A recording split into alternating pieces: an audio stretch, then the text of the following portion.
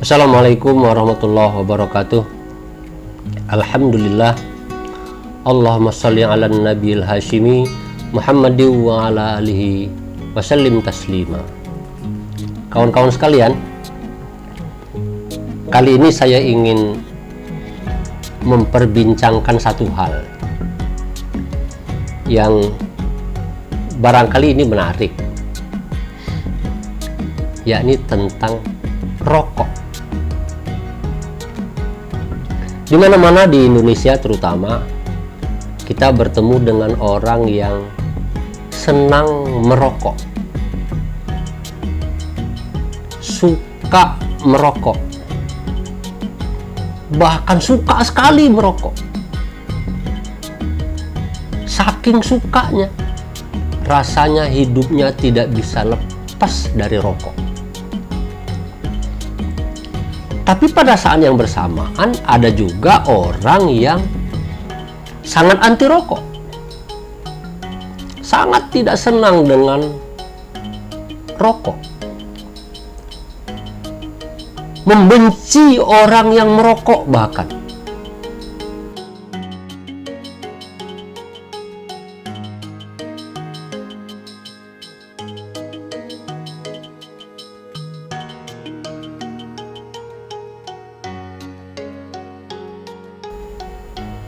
Kawan-kawan sekalian,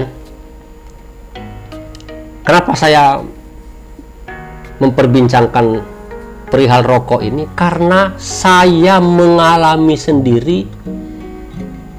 Saya perokok dulu. Saya kenal rokok itu sejak usia SD. Kebetulan bapak saya itu pedagang rokok.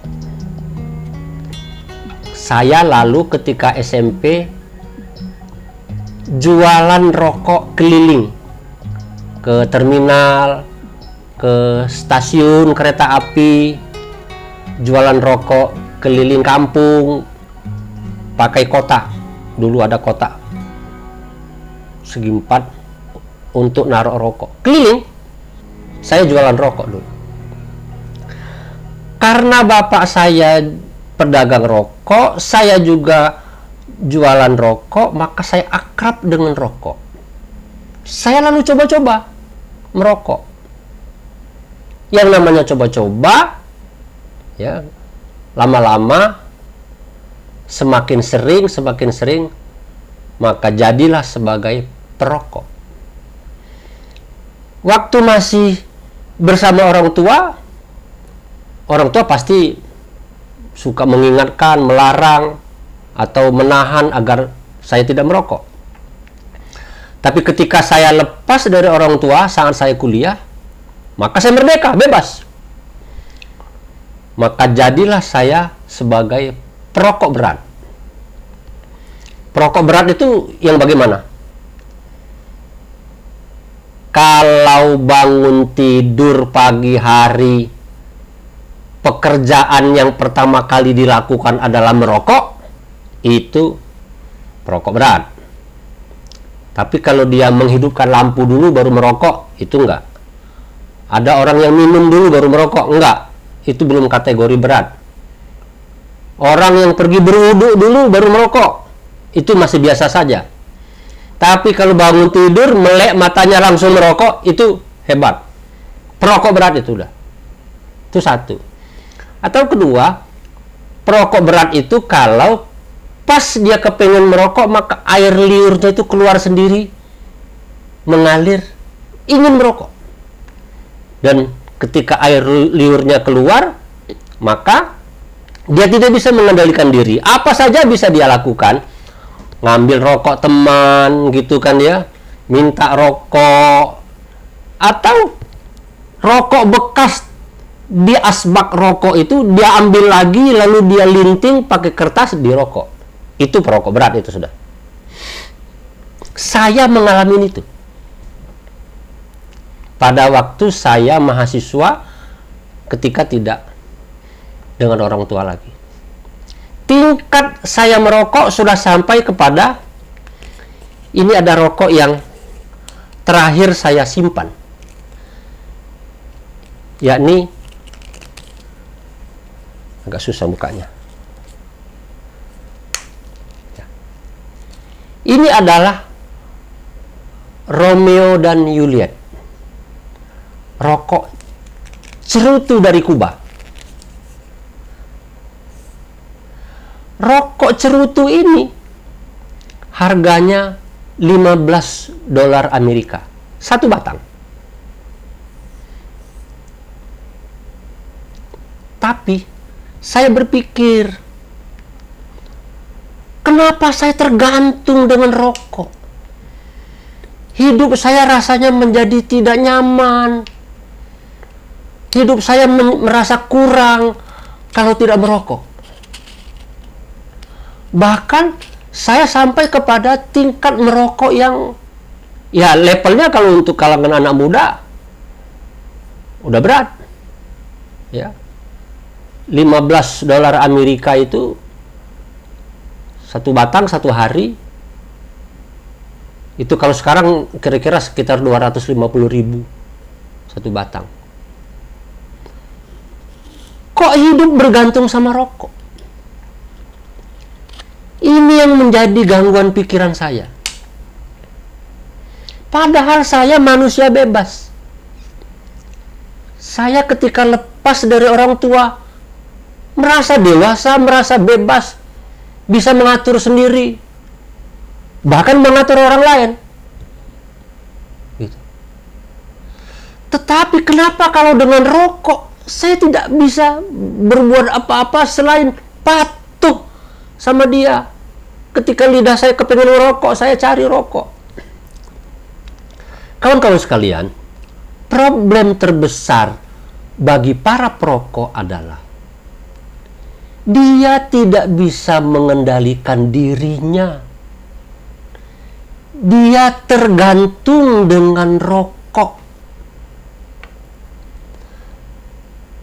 Kalau sudah tergantung dengan rokok itu, maka menurut saya derajat eksistensi sebagai manusianya turun. Kita anak-anak muda, sama orang tua saja kita nggak mau diatur, sama orang tua saja kita nggak mau bergantung. Anak saya pas dia SMP udah malu jalan sama orang tuanya, anak papa, anak mama, nggak mau bergantung sama orang tua. Apalagi kalau sudah selesai sekolah, tamat S1, meskipun belum kerja, tidak mau bergantung sama orang tua. Tetapi para perokok itu, termasuk saya, dalam pengalaman saya, kok saya tergantung sama rokok? Uang saya yang seharusnya saya belikan untuk buku, uang yang harus saya bayarkan untuk sekolah, uang yang mestinya saya belikan untuk makanan, itu malah dibelikan untuk rokok. Ada juga orang yang punya uang sedikit, seharusnya untuk beli kebutuhan anak-anaknya, tetapi dia gunakan untuk beli rokok, lalu dia bakar. Itu namanya ketergantungan sama rokok. Nah, kalau saya pribadi, oke, kalau mau merokok sih boleh-boleh saja. Ya. Apalagi dengan alasan tertentu ya, untuk pergaulan umpamanya. Lagi bete. Boleh saja, oke, silakan. Itu hak setiap orang. Tetapi ketika dia bergantung sama rokok, hidupnya tergantung sama rokok, bahkan hidupnya ditentukan oleh rokok, rasanya kalau nggak ngerokok mati nih, maka itu titik kesalahan terbesar dari para perokok yang sudah tidak bisa dimaafkan lagi. Saya mengalami itu. Loh, kok saya jadi begini? Jadi hidup saya bergantung sama rokok. Sejak saya menyadari bahwa saya tidak boleh bergantung sama rokok, karena saya manusia dengan eksistensi kemanusiaan saya yang bebas menentukan nasib hidup saya sendiri, maka saya ucapkan selamat tinggal dengan rokok. Masih ada 5 batang rokok kretek yang dulu saya sisakan dan lalu saya buang. Tidak lagi saya rokok.